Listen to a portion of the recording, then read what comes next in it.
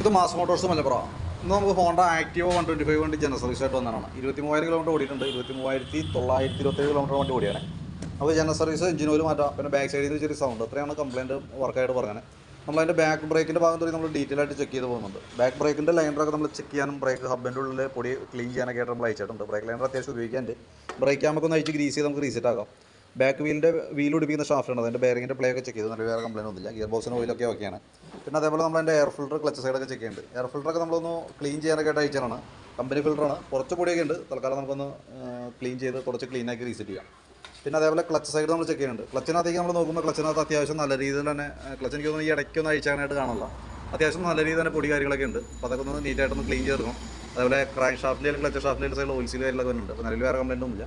പിന്നെ ക്ലച്ചിനകത്ത് പൊടിയുടെയൊക്കെ ശരിക്കും നല്ല രീതിയിലുള്ള അതിപ്രസരമാണ്. കാരണം ഇവിടെയൊക്കെ നോക്കുമ്പോൾ നല്ല രീതിയിൽ പൊടിയാണ് ഇതിൻ്റെ കേട്ടോ. അപ്പോൾ അതിൻ്റേതായിട്ടുള്ളൊരു ജർക്കിങ് വണ്ടി ഓടിക്കുമ്പോൾ കിട്ടുന്നുണ്ടായിരുന്നു.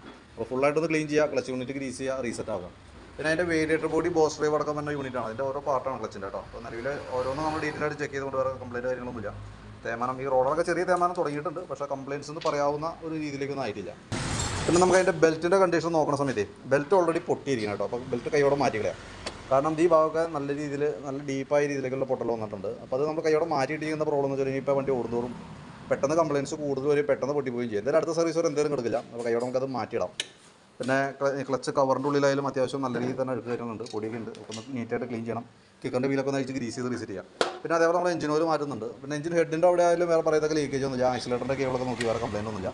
ബാറ്ററി നമുക്ക് വണ്ടിയുമ്പോൾ വന്നപ്പോൾ ഉള്ള ബാറ്ററിയാണ്, ടാറ്റയുടെ ബാറ്ററി ഇരിക്കുന്നത്. ഞാൻ അതിൻ്റെ വോൾട്ടൊക്കെ നോക്കി, വോൾട്ട് 13 വോൾട്ട് വരെ കാണിക്കുന്നുണ്ട്. അപ്പോൾ ലോഡ് ടെസ്റ്റ് ചെയ്യുമ്പോൾ 9.10 വരുന്നുണ്ട് കേട്ടോ. 8 വോൾട്ട് താഴേക്ക് വന്ന ഓൾറെഡി കംപ്ലൈൻറ്റ് ആണ്. ഇതിപ്പോൾ ഏകദേശം 9 അടുത്തായിട്ടുണ്ട്. അപ്പോൾ അതൊക്കെ എൻ്റെ ചാർജ് ഓൾറെഡി ലോഡിങ് സമയത്ത് ചാർജ് കുറയുന്നുണ്ട്.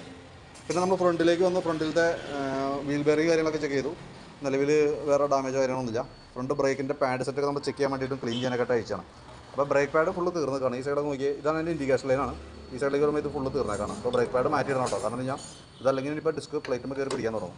ബ്രാക്കറ്റൊക്കെ ചെറിയ ടൈറ്റ് ഉണ്ട്, അതൊക്കെ ഒന്ന് ഗ്രീസ് ചെയ്തിടാം. പിന്നെ എൻ്റെ ഈ ഭാഗത്തൊക്കെ ചെറിയ സ്ക്രാച്ചസ് കാര്യങ്ങളൊക്കെ ഉണ്ട് ഈ സൈഡിൽ.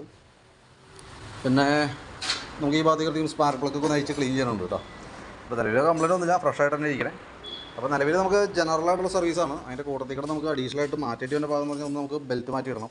ആ ബെൽറ്റ് പൊട്ടിയിട്ടുണ്ട്. പിന്നെ ഫ്രണ്ട് ബ്രേക്ക് മാറ്റുന്നുണ്ട്. അപ്പോൾ നമുക്ക് ലേബർ ചാർജിൽ വ്യത്യാസം വരും. ലേബർ ചാർജ് ഒന്നും വരില്ല. നമുക്ക് ആ പാർട്സ് മാത്രമാണ് വരുള്ളൂ കേട്ടോ. പാർട്സിൻ്റെ എമൗണ്ട് ജനറൽ സർവീസിൻ്റെ കൂട്ടത്തിൽ ആഡ് ചെയ്ത് തരും. പിന്നെ എഞ്ചിൻ ഓയിലിൻ്റെ വരും. ഓക്കെ. അപ്പോൾ അതിൻ്റെ ഡീറ്റെയിൽ എസ്റ്റിമേറ്റ് വാട്സാപ്പിലേക്ക് ഇട്ടേക്കാം. വീഡിയോ കണ്ടുമ്പോൾ നോക്കിയിട്ടൊന്ന് റിപ്ലൈ ഇട്ടാൽ മതി.